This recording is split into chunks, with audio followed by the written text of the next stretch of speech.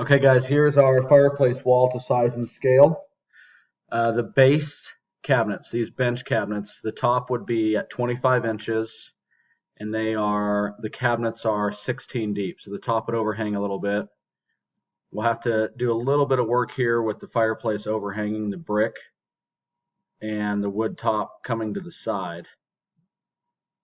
A little challenging, but we'll have to figure that out. Our vertical shiplap pieces, 5 inches wide, that would go to the bottom of the crown. Then our floating shelves, which would be a stand grade floating shelf.